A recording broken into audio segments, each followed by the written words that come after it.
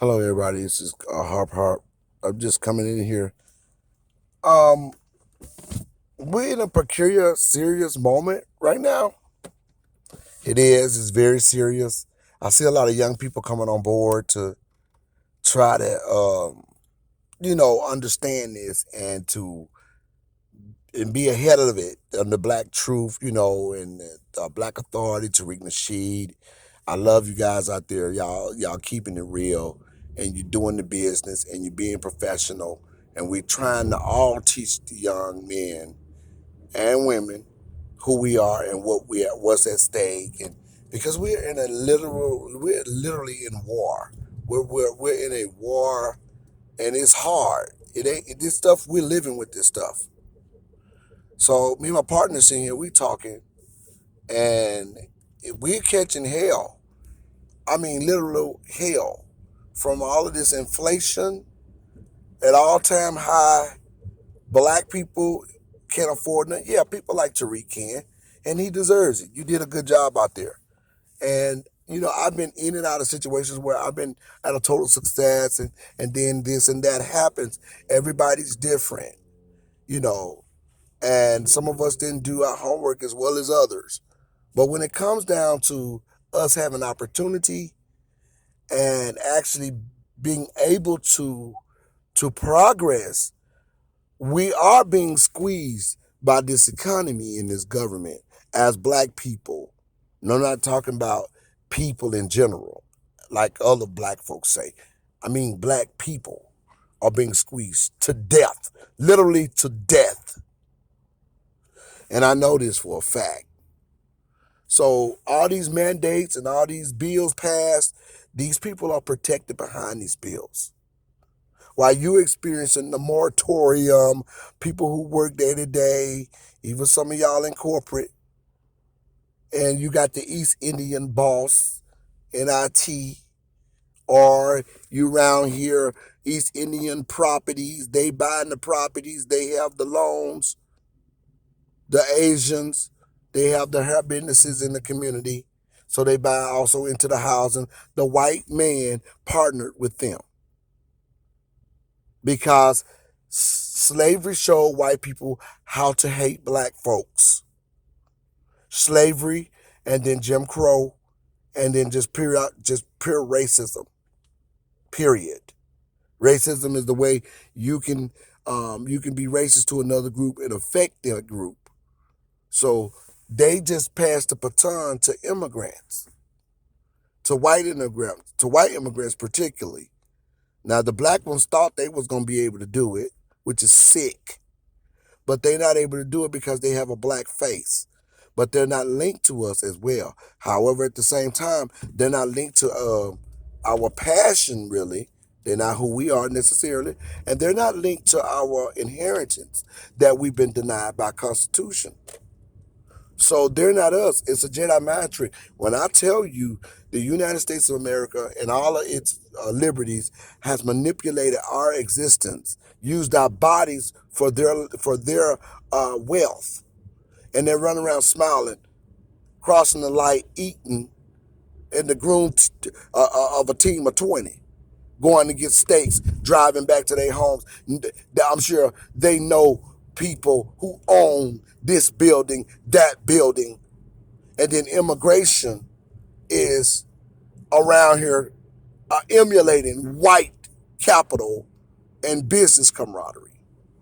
Now, the good thing about the President Trump is the fact that he didn't care what type of immigrant you were really, or if he did, he made a big dent, and he um he put us in a place, he put immigration in a place where they were not so emboldening. They did not do that. Now, they respected American people during Donald Trump because they had no choice. And they are here illegally, and they are here over our heads as black people. They are here getting stuff, and they are hurting us. They're squeezing us. They got programs that cause us to go inflation. They're not going to tell you that. They're going to say it's the COVID money. or something that we did. No, DACA is very expensive. It's very expensive. Obama put in. That is expensive. Now, the President Joe Biden also gave money to these groups after he came in. And I'm not just black people. We're hurt in every way. We even hurt by honorary white people, like the Jews. They're supported by this economy. They're buffered. If you buffer a group of people, they're gonna do good. They don't have any choice. It's like a catapult. You know, you pull somebody back in a slingshot and point it in this direction, that's where they're going to fly. Or if you pull an item or a thing back in a slingshot or a rock and point it in this direction, that's where it's going to fly. So these white people being anchored with policy and correction and monies so the Jews can make themselves lawyers.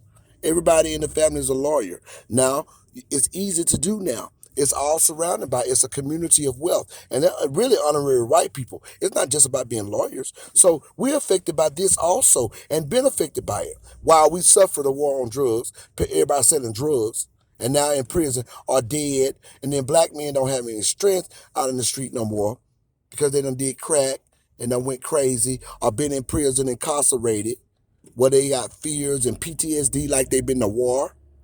So they walking up and down the sidewalk, not able to teach us anything, not able to guide us, not able to show us this is what happens in a success as a man, as a black man. We got to watch them carrying bags and shit. So don't we deserve a reparations? And then we got to see, as we ask for our reparation correction, not only they carrying bags because of drug owners, they were slaves. And then Jim Crow. And then pimps, of course, people say, well, black folks should have did better. Of course, black folks should do better. But we're also entitled our government is entitled to us. We should be tax-free. We don't have any perks. And if sometimes if people want to do better, they will have a perk to look to. They'll say, okay, well, I'm going to use this real good, and I'm going to do better, and I'm going to clean myself up to using this. Black people don't have that to turn to. And we definitely damn near don't have each other. So we don't have a system to support us. We don't have a support system. Yeah, black gays, you can go down to different organizations and they're funded by Ryan White and you can go in there and get some support. But if you ain't white, you won't watch that. You only gonna get so much. Then the East Indian own the hotels where you working for the hotels.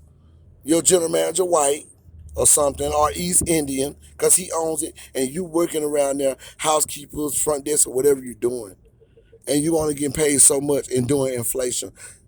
So you evicted and you're paying the moratorium. You don't know how you can't pay that. So the hotel the East Indian got you living in, then you also got to pay for your room. You're a slave. So you're working for him to pay him back. So there's nothing in mandate for you for them to say, well, these are slave descendants. There's a mandate we cannot do this to the slave descendants. Well, the reason why we don't do this because they're not respectful. Well, cocaine, crack made us not respectful. That was put in our community by the CIA. So black people are a product, like a lab rat. And see, a lot of folks like me, y'all don't want us talking. So you're like a lab rat. Black folks don't know how to act. That's what's happening. They say stuff like that. True. There's a problem with black folks' actions. The black women being angry, talking loud, kids with no father because of the war on drugs and the music that came from it. It's all a manipulation. Not knowing what to do, immigration over you. So basically, black people, you're working for immigrants and you're paying immigrants to live in these houses. Why in the hell did you remove Donald Trump and put Biden in there? Now, you're working for immigrants, you're paying immigrants for housing, you're slave to immigration. White immigrants. You're slave to East Indians who become white. You're slave to Asians who become white. And now it's Mexicans and people that are Hispanic. Hispanic people. And then you got the black people that's trying to jump on board. You got the black people trying to jump on board to it. The black immigrants, they trying to jump on board to what all the other immigrants can do to you. So you under these people now, and now you got a president that gave them policy saying that you were hurting them, harming them, which you did with Asians, and giving them money.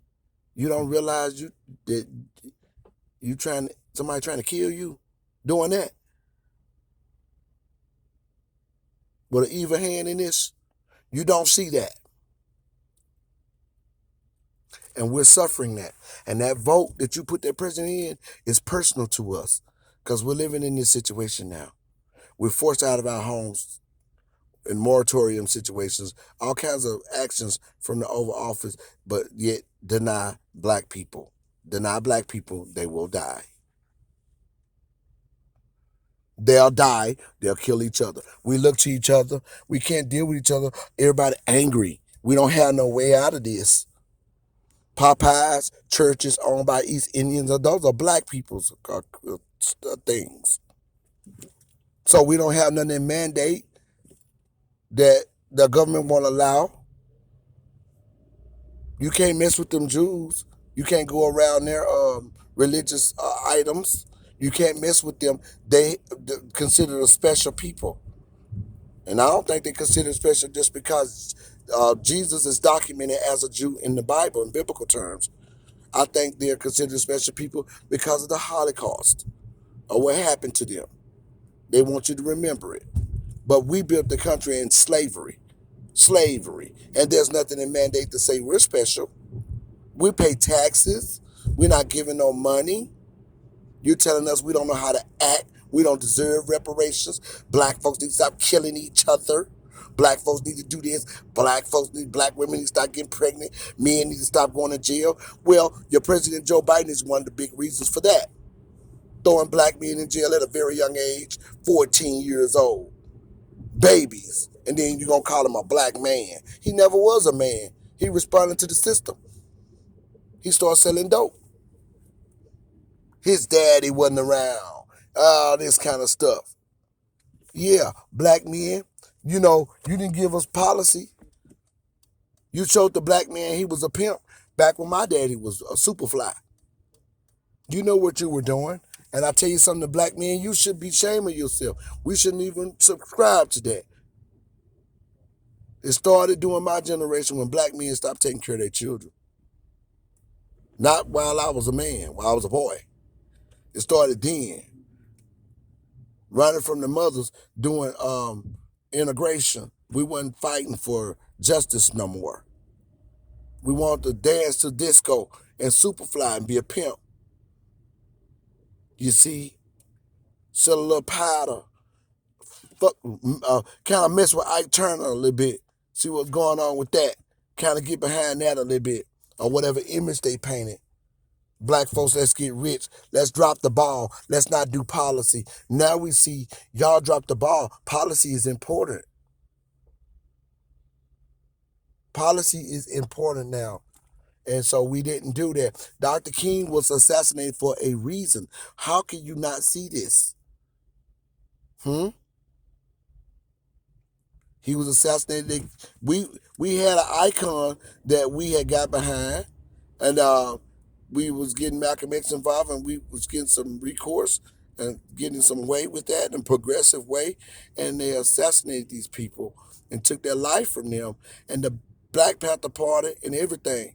So when we out here talking as Gen X generation, you guys should be receptive to this. You should not be ignorant.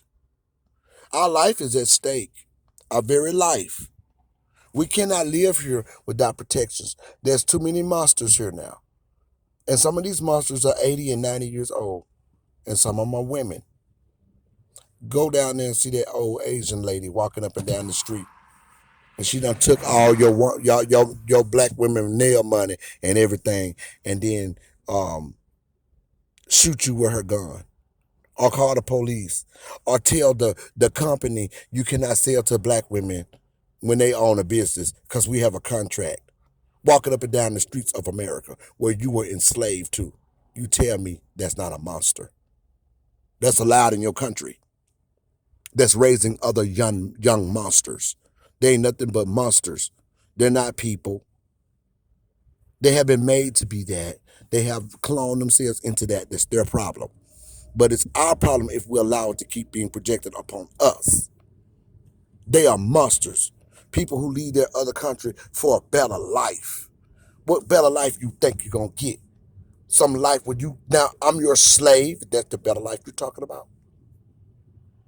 A better life. Folks, when they leave their country and come to another country like that, a lot of times people are running from violence, or running from fear, running from hardship.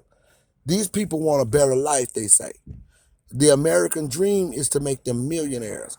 They are rich. You don't understand. They exist differently than you when they come here. They exist in capital with big money. They exist out here running and sprinting and doing well. You exist in a way where we done are basically normalized to ourselves. That ain't even a world, really. That world is only your world. That's not really a place. It's a horrible place, and it's a stagnant place. It's a institutionalized place when it comes down to us going to college. Even these people have capital; they don't have to go to college. Not saying you shouldn't go to college. Learning is to your benefit, but these people have capital. They're inventors. They drop it out of Stanford. They sharing wealth, and you trying to become a consultant. They're lawyers.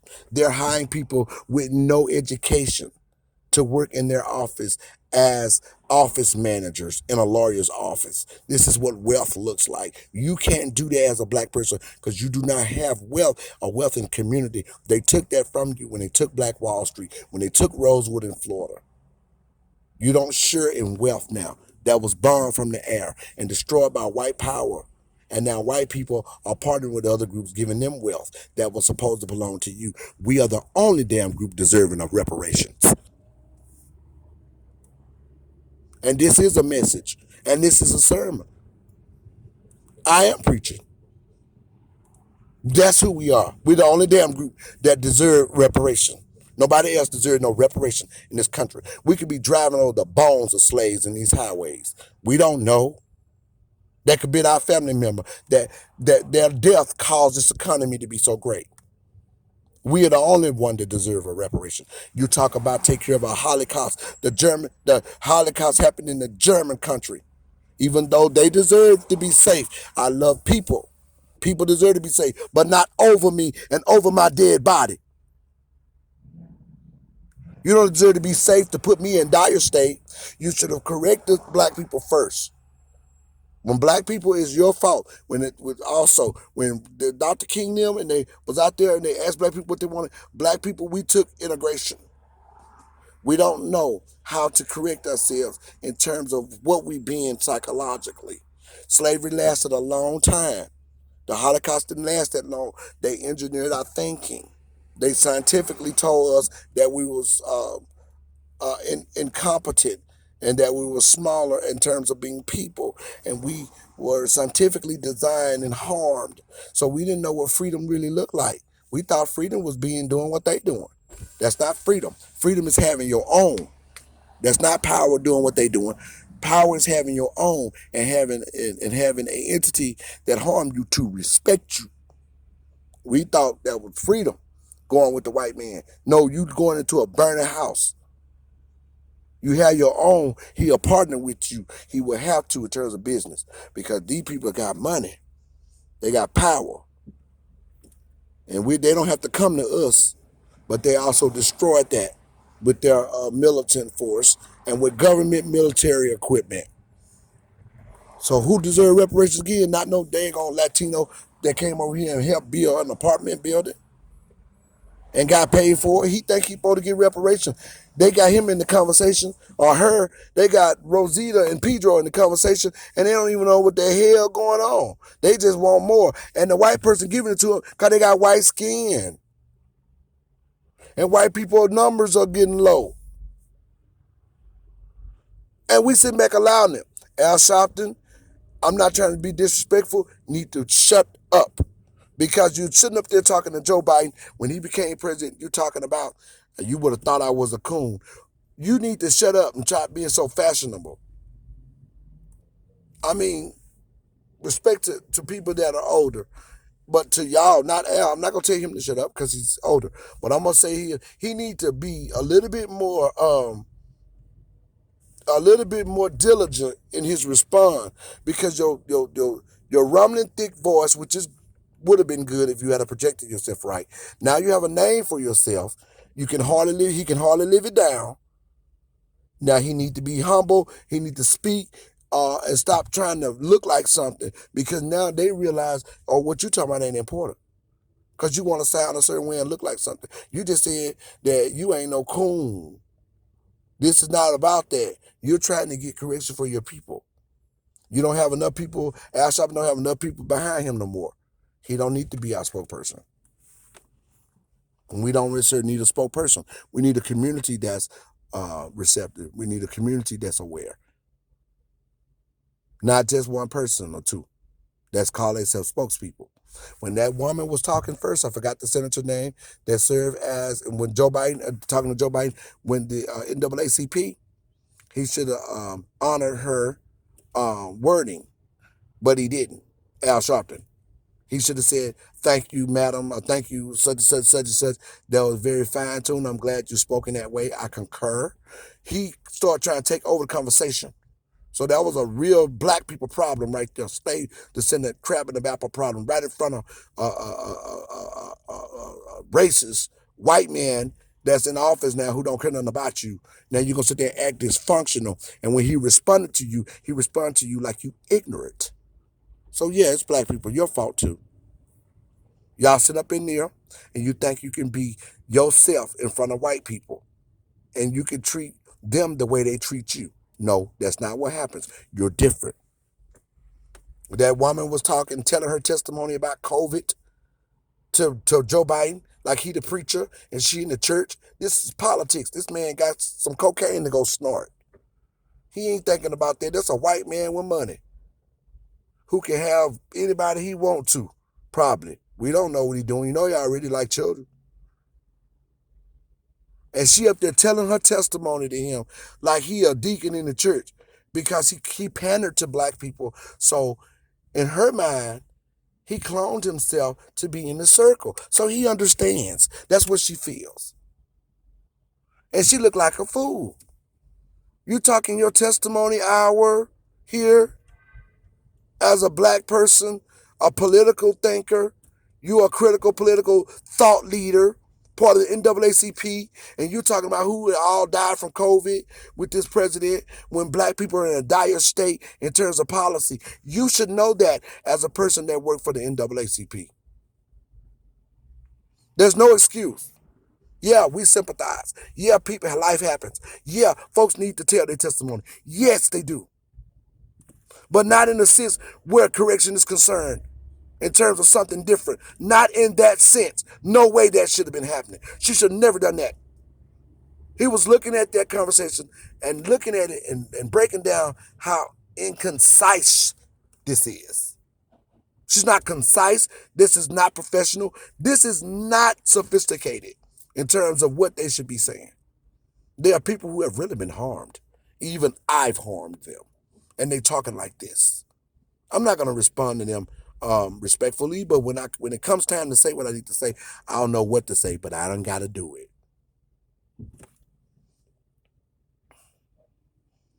They don't realize they're slave descendants. They don't realize that the only way we control them by fear. I come from that people. All I got to do is raise my voice. You think he's scared of you? You think the white boy's scared of you because we went through that stage where the white boy shot down. He not as strong as we are. And that I understand, but they never gave you power.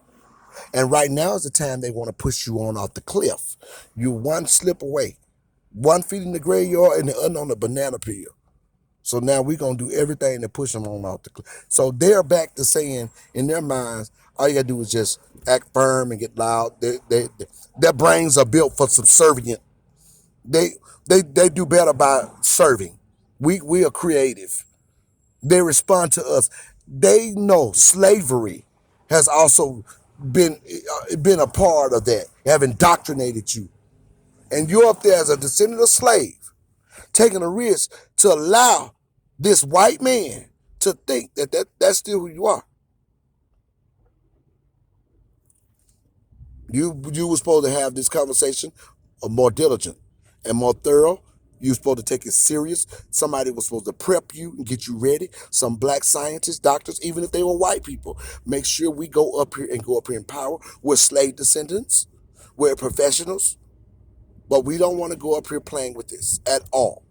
We need to, know what we're gonna say, and we need to concur with one another. That didn't happen. Black people trying to overtalk each other. Al Sharpton overtalked her. If you heard that, he overtalked her. And he did say some things that I would appreciate, but it was coming from Al Sharpton. So wasn't appreciated necessarily at the end game. And see, I know that. Like if I mess up something, I'll tell somebody this with me. I say, well, look, I know how to do this, but I can't go in because they saw me before.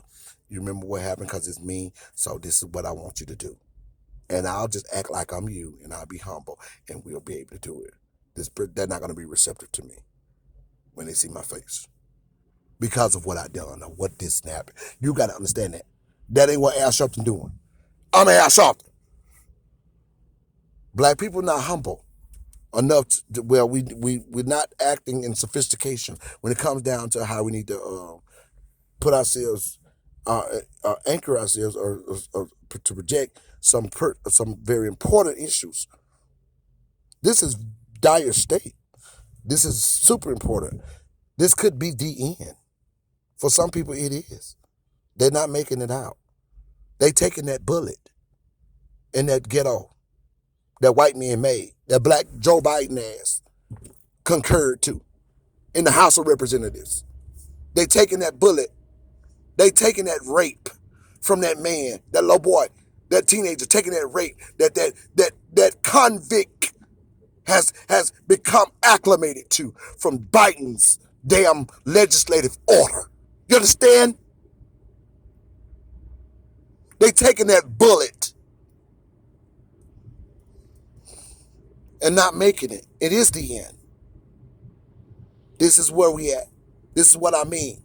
There's some people who cannot take the fact that they're arguing with the fact that you put Joe Biden in office because they don't even know that they put him there. And they're arguing with policy and stuff. And now somebody want a divorce. They can't really talk no more because of the life they have to live. They don't have wealth. They can't lean on anything that's a cushion to make them better or go on a trip like the honorary white people can do and be global and say, honey, we need a vacation. Send the kids some money. They have to mirror pain, suffering. So there we go. So somebody's angry in the house because now anger is being passed down to anger. So the black boy going around with a gun, ready to sell dope or get mad and kill somebody, talk to somebody wrong as soon as they respond to him in Walmart or Target, and then he gets shot. Or he in prison. So it's all capitalism and poverty. And poverty is adjacent to damn crime. Fucking crime. So what happens in this kind of war with these kind of people? You die. Not in one way, several ways. Do we have time for the NAACP to be playing games with language? No, we don't. This is a state of emergency. Do we have time to say, oh, well, he didn't know no better. She didn't know no better. No, you prep them and you teach them and you do it now. And I mean now. And you get up there and you do it right. If you think you may not, you try anyhow. You try anyway. Don't try to talk like nobody else. Get up there and do it. Don't be trying to talk like no white person. We get up there with your sincere projections and your personality and your concise concerns and make this right and learn who you are. No, don't necessarily learn, reflect who you are. Because if you look around, you will see who you are. There's a plantation that mirror you in terms of history. There's wars. You built the place. You're not gonna get up here and be not knowing and not aware of what's mostly and mainly important in your lifetime. So this is what we're doing right now. And we're under hardship, under people who don't even belong to, from another nation, another kind, that's partnering with our open enemies and the oppressor of our hardship in our time in history, even involving our legislation and our constitutional rights.